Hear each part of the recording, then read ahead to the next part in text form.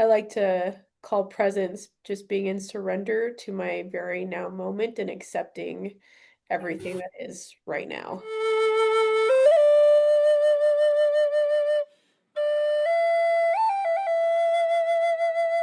Hey yo, how you doing today, Anya? I'm okay, very busy. Very Busy. busy bee. Mm. Yeah, I can't say that I have been super busy, but I also have. It's this very interesting process that I've been in where I'm like staying as calm and present as I can while everything is shifting and not really being able to do a whole lot with that, but stay present. I think that's what we're talking about today, right? Yeah, it's a good theme. Like, because we were saying there's quite a lot of different energies up, but I actually don't have too long today. So we've got quite good concepts to talk about, and we're going to dive into those next session.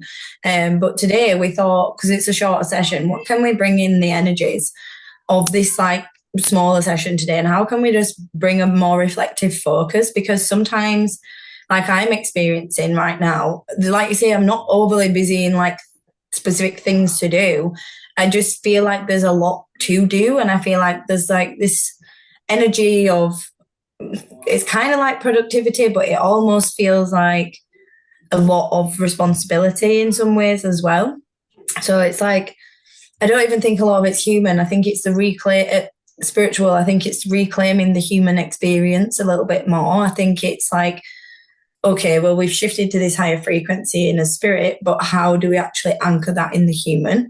And I feel like that's what we're going through. If I had to put it into words, it feels like we are anchoring this new transformed energy into the human experience. Mhm. And I think that's why I get like that busy feeling, because it feels like there's a lot going on, even though there's not even physically that much physical things to do. I've been way busier in previous times, but my energy feels busy. I feel like I'm must be doing a lot in the background because I don't have much available at the foreground, if that makes sense.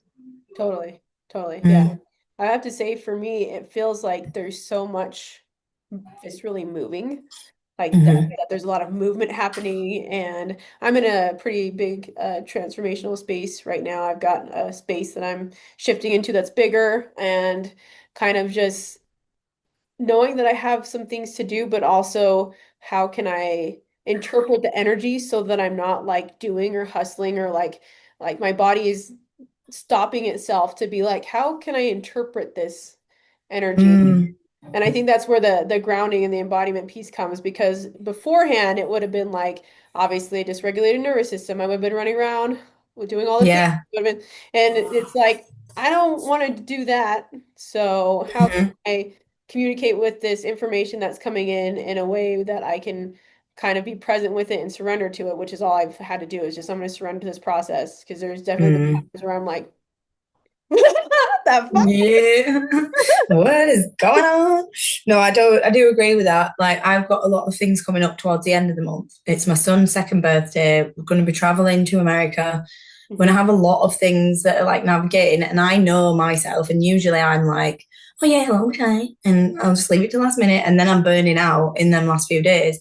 And so now we're obviously a little bit beginning to middle, and I'm like, okay, I need to be prepping everything. I want to start wrapping the presents now. I want to start packing the suitcases now. I want to start feeling connected to the experiences I'm going to be doing and prepared, so that it's not just like this fight or flight, stressful nervous system dysregulated thing. And again, that's taking accountability and ownership for how my own actions create that dysregulation. My own lack of action creates that dysregulation. And so I'm trying to take accountability for where I can be changing certain patterns and programs. And I love being such a free spirit. It's wonderful, but it doesn't benefit me all of the time. And that's what I've really learned since having kids is I think I was a little bit in my ego of it, of like, oh yeah, I'm a free spirit. But actually it wasn't always working out for me that well. And I think until I was forced to actually look at it in such a different way, that then allowed me to kind of see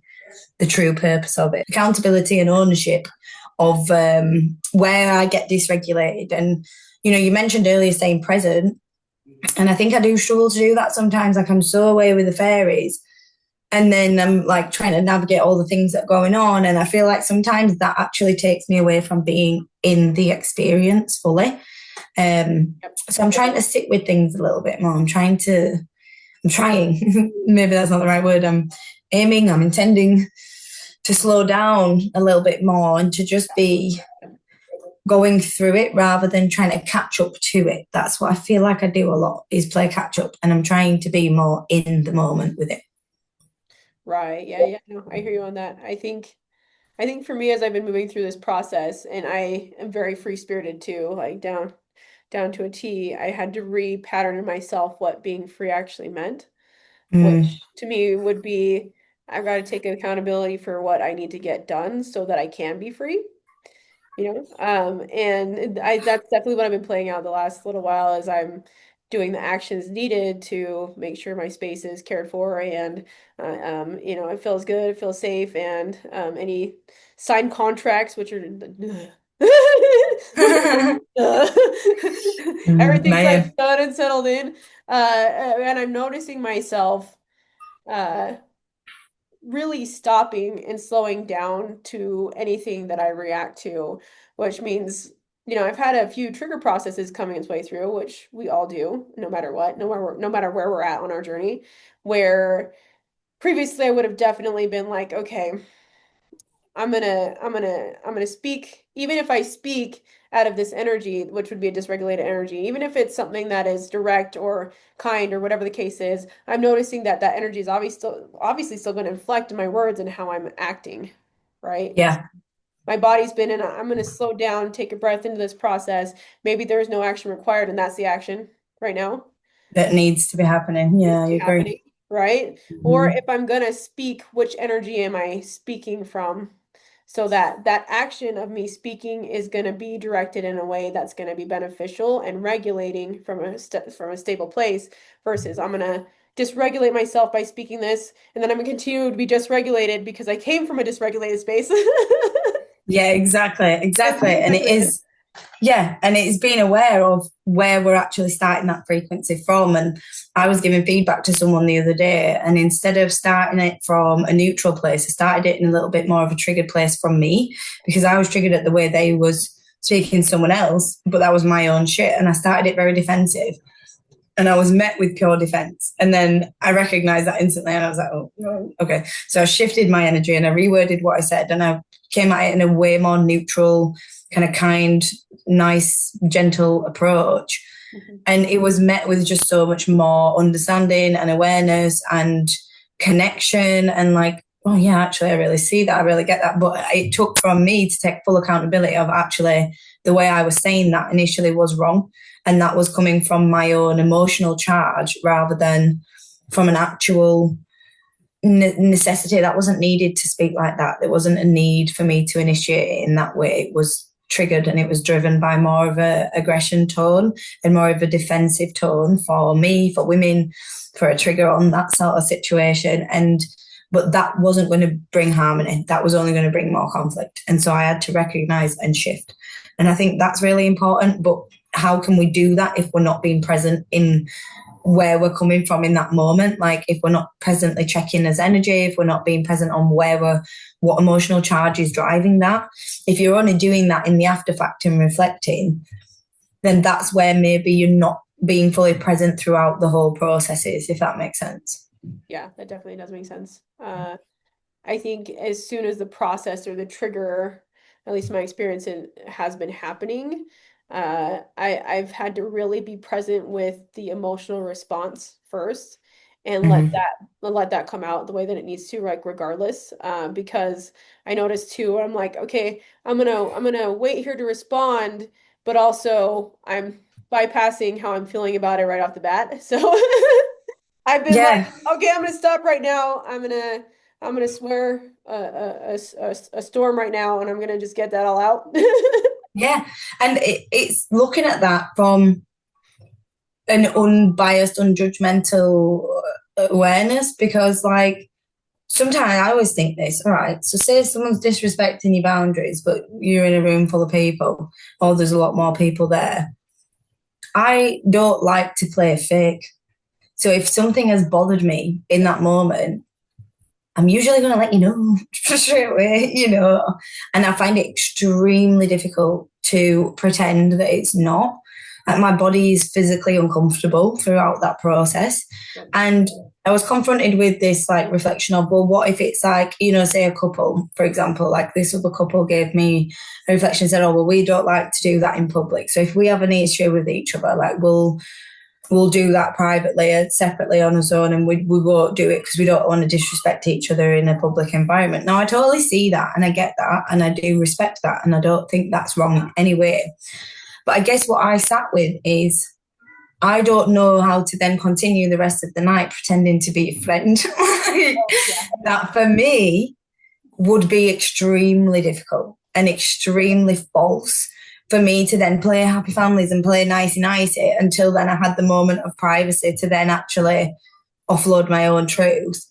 I'd find that like wearing clothes that were too small, Yep. that'd be extremely difficult. So yeah, I guess I was just reflecting that to you on like I understand in a relationship and respect and like respecting each other's image in a public way and like looking after each other in terms of not like airing your dirty laundry or whatever you want to say. But in the same respect, for me, if there's a disrespect, whether it's friends, family, or partner, I do feel the need to say, listen, I don't like the way you're speaking to me right now, or I don't appreciate that tone, or I do feel the need to do that. And so, what's your reflection on that?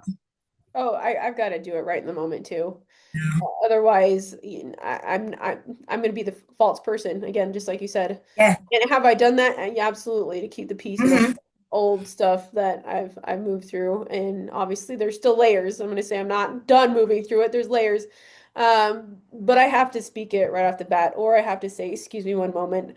Take myself outside just to get my emotional perspective looked at, my body looked after, because sometimes when I've been disrespected, my body is immediately unsafe. Oh yeah, me too. And that's why I go straight into the aggression mode, not physically aggressive, but like into aggression defense of like, Yep, you are yep, not going to come at me. And that comes from being bullied at high school and being completely unprepared for that experience because I was quite cotton wool wrapped. And so going into high school, I was like, what is this world? And I had no preparation and I was really badly bullied to the point I had to move schools. And so I think that aggression defense comes from not feeling like I could protect myself physically, mentally, or spiritually. And so I kind of had an act or a defense mechanism that was the safest way to prevent any form of attack or, bullying again was I will be the loudest in the room or the most right. dominant or, but it was all false. It was fake it till you make it because Yep. partly there is a fire to me and I won't deny that. But a lot of the like overlay, that was just a protection thing, a defense and protection thing. And yeah, I think it's recognizing where them charges come from though, because I've been working on that anger for about since I was 17, so nearly over 10 years. And it was looking at why. And again, it always took me back to being bullied. And, Mhm. the same thing we were just saying is not speaking your truth in that moment is the same thing as people pleasing. It's the same thing as adjusting yourself to meet others' needs. It's the same thing as shrinking yourself to, again, please other people. It's not honoring your true, authentic self. And that doesn't mean you have to go in all guns blazing, kicking off. Exactly. But there is a certain line of not just allowing the disrespect even until a later time, because then, in my opinion, I don't also want the people around me to think I allow that behavior, and that's another thing why I will check that whether it's anyone. It's setting a certain standard of how I Of expect to be course. treated. And I don't think that matters that whether that's in public or not. Oh, yeah, no, no. I will do that in public. I'll do that wherever I'm at with whoever I'm at with at the moment. Yeah. Like I Yeah. said, if it's a really, really like intense disrespect Yeah. and like my body, like I'm not able to speak because my nervous system is like, I'm gonna shut down now because I'm entirely unsafe, then I got to Mm-hmm. take a second or else those words aren't gonna be coming out at all, right? Right. That- Right. My biggest thing is I'm gonna get my body safe for a second because it needs that. If I speak out at this point, like obviously I can't because that vocal piece is shut down. I've definitely had that with Mm-hmm. some of the trauma I've been through. And then I come back and I say it. Now, most of the time though, if there's something like that that pops up with somebody, it's immediate. Yeah. Sometimes it's No. just big old like, absolutely not. No, Love that. no, not Yeah. playing. No, no, no, thank you. But it's pretty immediate, I would have to say, where my nervous system is at. I do want to make sure, like, when that happens, like, that my body. can feel safe to do it because if I'm speaking entirely out of a dysregulated space, then it kind of continues and I can feel Hmm. so I've taught my body Yeah, yeah, I've taught my body to be like, okay, I'm in this moment. I'm going to feel it for 1 second. If my words do come out, it's going to be sharp. It's going to be quick. That's going to be it. If it can't for a second because it triggered something else, I'm going to take myself aside for 1 moment, and then I'm going to go back in and I'm going to express that to somebody. If they don't respect it again, I'm out. yeah, yeah. And I think that's really important because there has been so many times I've allowed that energy to bother me. And it's a choice. It's a choice whether you Oh, stay, whether you reply, whether you actually let that energy that they're spouting at you or vice versa. It's right. a choice whether you engage with it. And I have chose to many times, including recently. This is not like 10 years ago thing. Oh no, I've done this recently. This is a big one, and it's like, oh, it takes everything in you to walk away. And but it is the safety piece. Like, I'm really glad you brought that up because again, that goes in with being present. If you're not aware that your body's shifted into defense, that your body's shifted from feeling safe into fight or flight defense mode, Yep. then you're not going to be aware how much you're going to spiral right then. And that was Right. me a few years ago because I would already be at full blown explosion before I even had the recognition of what were going on. I'd already be melting down because I didn't have that connection, that presence, that being present in the moment and sitting with the emotions. There was so much going on. I'd just process it after the fact or at the explosion point. Whereas now I do feel it. I feel the ooh, and then I'm like, go, leave, and then Yep. sometimes it's just like I'm just back in there. But then, like you say, once I'm starting from that dysregulated place, it is only going to go one way because I'm in that dysregulated. The person is in the dysregulated, but it's going to only be in a dysregulated environment. But giving that advice, that what you just said, is so important because if I'd have been told that as a young girl, as a teenager, as someone growing up, even as an adult, a young adult, listen, you don't have to continue in that moment to keep trying to get your point because it's probably not going to work. Like, leave. And, ways I work on safety is movement, music, Mhm. different environments. Like you say, outside is really great. Sometimes if you have a car, go in the car, just sit in the car. If you don't feel like you can drive right then, just getting in a different environment, putting some music on, anything like that. It can be very small, a little bit of a hug, tap in, check in, whatever work. It's shifting out that fight or flight and that adrenaline, that cortisol that's then pumping around your body to return you back into a neutral state, a more safe state. And then again, going back in, but if it's not met with respect, understanding, like actual space for you to talk, then you don't need to again try and get them to meet you. You can just walk out of that Totally. situation. You don't Totally. have to beg someone to have respect for your words. Absolutely. And it's a little bit of me reading the space too, because obviously if they'd done that, my body's like, there is no use in me even trying to express that, then Mm-hmm. I'm not going to waste my energy and I'm going to be protecting myself. And that's number one thing. Myself, my inner child, all my aspects, they are number one. They get all the protection and safety that they need. That's my job to put them in that safe space so that they can empower themselves that they can more speak up for themselves when that comes in. But that's Yeah. also the first thing I do too is like, okay, I'm gonna call my power back right now. Mm-hmm. Mm-hmm. I'm gonna call it all back. Yeah. It's important that. It's Yep. important. Yep. Yeah. Oh It's yeah. so simple, but so important. Sometimes I do forget to do that.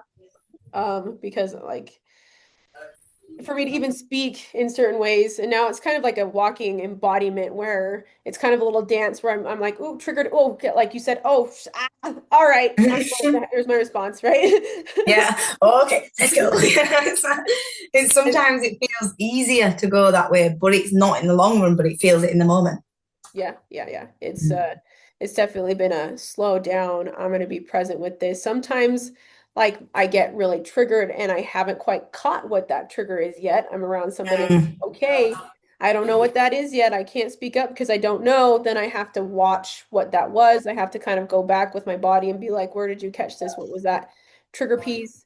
And then am I safe enough? What is it that you need to actually say in this space? Is it going to be a boundary? Is it going to be, hey, this is unacceptable for me. I'm not going to tolerate this anymore. I'll come back when you can respect me, because that can be that too, right? Yeah. Um, Yeah. Sometimes it is fully walking away, and I've had to do that plenty of times. Mm-hmm. Mm-hmm. Yeah. Yeah. I've had, like you said, not all of them experiences, all different ones. And I think the ones that test me most are the ones that you are trying to keep on working on, because it requires constant like growth and evolution, and meeting each other in the middle, and constant recommunication. Sometimes it is easier to walk away, as much as it's painful in the moment. I find it easier sometimes, even though I'd struggle to do it. I'm not the one that usually walks away. Usually it's the other way around, but it has been refreshing lately. I've seen a few people that I've disconnected from years back, and then been recently like just seeing their energy.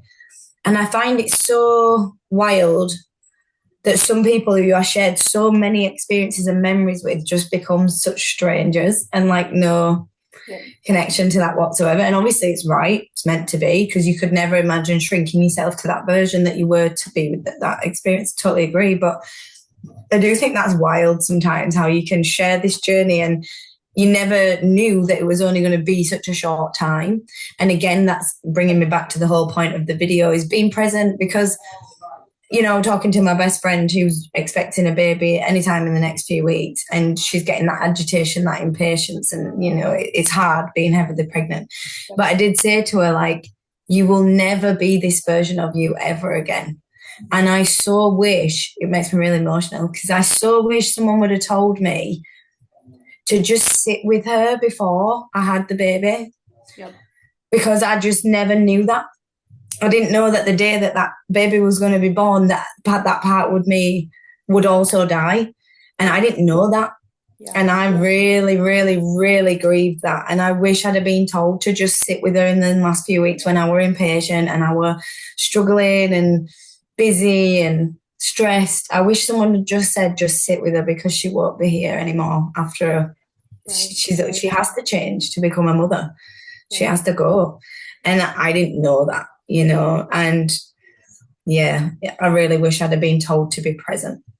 And so I gave her that message, and she took it very well. And she was like, oh, that makes me so emotional, but it's so true. And I think sometimes just even reflecting that message of wherever you are in your journey, you will be that version again next year, this time next year. You're not going to be this same version. And that does not just apply to pregnancy. That was just such a huge, fast, overnight transformation, which I think is why it's so recognizable instantly. But we're always evolving and changing and shedding and letting go and moving and transitioning. And so being present with this version right now that likes these songs and this food and these clothes and this way of living, just be there for a little bit. Don't try and be always rushing for the next buying the house and the next job and the next milestone, because then you are literally planning your life away instead of just living in it in the moment and being present in the experience that you're going through, even if it's a bit shit right now.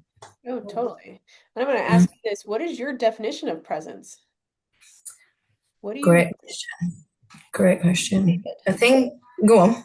Yeah, just how do you perceive it? Because I know everybody has a different perspective, and I want to bring everybody's perspective into place here. Yeah, I totally agree. To put it into human words, it's like, again, I think I've noticed more when I wasn't. So in them last few weeks of pregnancy, or my first pregnancy, I was so overwhelmed in my mind of like prepping for birth and prepping for postpartum and prepping for like all the things I needed to do and the baby stuff and the walls being painted and the drawers being painted. And my mind was so occupied that I never just sat with her, and that's why I then had to grieve, not just that, but in fact, I wasn't prepared for it. And so when I think about presence, I think about the stillness. And that moment when you wake up sometimes and we always reach for his phone to check the time, and then you end up seeing a notification and then your mind already gets busy with what you're doing and what you're going and and there's not even a gap between waking up and grabbing the phone for the time before there's presence. And so I've started consciously just leaving my phone downstairs and going to the toilet and having a moment just sat in the bathroom of just quiet, just stillness, because it's not usually that quiet in my house, but you get me, like a moment of no phone, no thoughts of the day and the cleaning jobs and the responsibilities, like literally just, even if it's 30 seconds of just being in that present moment, trying to not try to do other things and plan and prep and think and just sitting in that moment a little bit. not rushing it away and not constantly thinking about everything else. I think that's what I call presence, is trying not to do them things, you Yeah. know? Try not to like know what the next step is going to be. Yeah, controlling. And Yep. again, the safety thing from not feeling emotionally safe. I did fall into a pattern of micromanaging and controlling a lot of things. And so it's shedding that and trying to let go of that need to control and know what's coming next to prepare. Preparing is a big thing for me. And even just like Yep. physically preparing bags and food and nappies and clothes and snacks and bottles. And it's like my brain is constantly on to-do list mode. And it just don't really feel like it ever turns off. And I think that's why I struggle with that feeling of presence, because I never used to struggle that much before having kids, really. But when you're getting into that zone of being a mother and into motherhood, it does consume you, but so does work. And so does the responsibilities of cleaning the house. And so does the thought of money and this and that and this. And it just over consumes your mind. So it really is just finding a place of presence, peace, stillness. Oh, that's good. Yeah.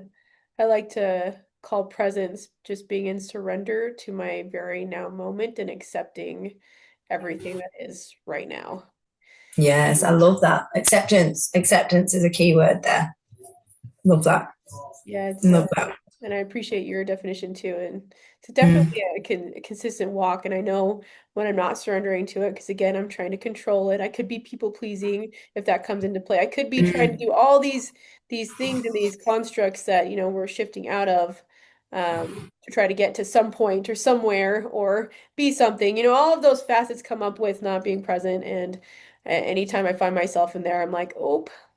I'm gonna Yep. surrender to where I'm at right now, and I've got to go Yep. back into the feeling aspect of my body. I also know that if I'm not present, I'm not really feeling into what my body's doing because a lot of times then I'm like Yep. keeping myself busy for some whatever reason. Yeah, and that's what I feel like the energy's been like lately, and I've been kind of aware of it, but then falling into it a little bit, and it is finding a balance. I'm not gonna lie, being a mum, running a business, running a house, having loads of animals and loads of things to do, and living an adventurous life. It feels like you are in human mode way more than I ever used to be, and I struggle with that. And I think why the words just being, like you say, that's probably the form of acceptance. That's how I'm translating that. Yeah, is that's for me the presence, because I don't think I will get moments of like, or days of meditation and stuff like that. I don't get that anymore, but I don't expect to. I just appreciate them stillness that I get. Not even it's just like it feels like slow motion sometimes when I'm looking at the kids and everything, and it's just like it feels like a moment of just pure joy and pure bliss. And Yep, sometimes it's not them emotions, sometimes it's just acceptance of, like you said, this experience. And I recognize that. And I think that's really what we need to be just calling in a little bit more right now.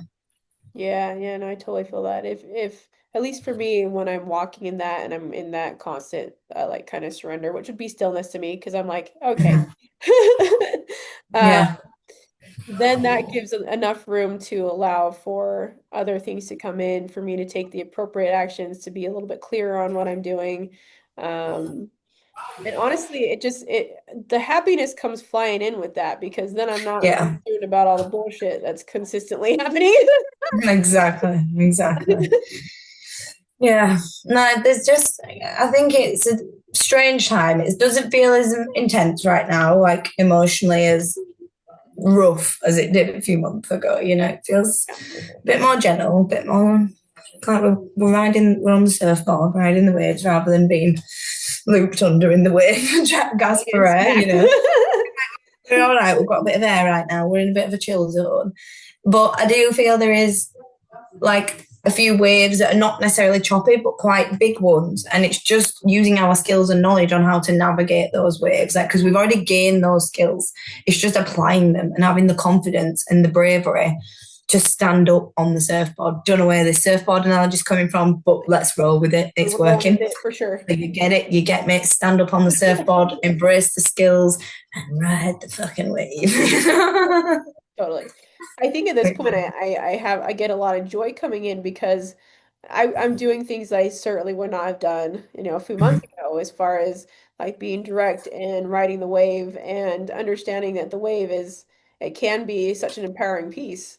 when you know how Yeah, to actually, when you know how to ride the wave. And sometimes that wave is going to take you regardless. So you just got to be prepared exactly. No, exactly. for what it does. But yeah, I think that summarizes the whole video today is sometimes you just got to ride the wave and surrender to the wave of whatever it looks like and just like we've said, be present with it and don't try and force it, control it, navigate it in too many controlled ways. Like just accept where you are. Mhm. Trust that it's exactly where you need to be. That's a big one. Trust where you are, who you are, what you're doing. Everything is exactly where it needs to be and what it needs to be. And listen to your body a little bit more. Your body is constantly communicating with you. So listen, listen, listen. And sorry, it's been a bit shorter today, but it's a little bit late in England for the UK. So I have human responsibilities to be doing. But we will be doing a great video next time. I think we'll be diving into the Divine Mother archetype and exploring that a little bit. So do stay tuned and make sure you are doing all the human things of like That's following, subscribing, liking, and all the little human midgets. asking some questions and stuff like that. And I just want to say to close this up, whatever it is that you're having in your really human reality, embrace the human right now, because this is really like I feel like the biggest aspect of this present piece. Whether you're messy, whether you're all over the place, whether you can't keep a tune, like really embrace that because that's the part of the art that is moving its way through. That's going to give you skill sets to be more present and have more presence and have more of what you want coming in. So, Exactly. Couldn't have said it better myself. Yeah. all right, Truly everybody. beautiful. Thank Well, you, Z. thank you so much. I appreciate you. And we're excited to Appreciate see you on our you. next show, guys. Love you. Yeah.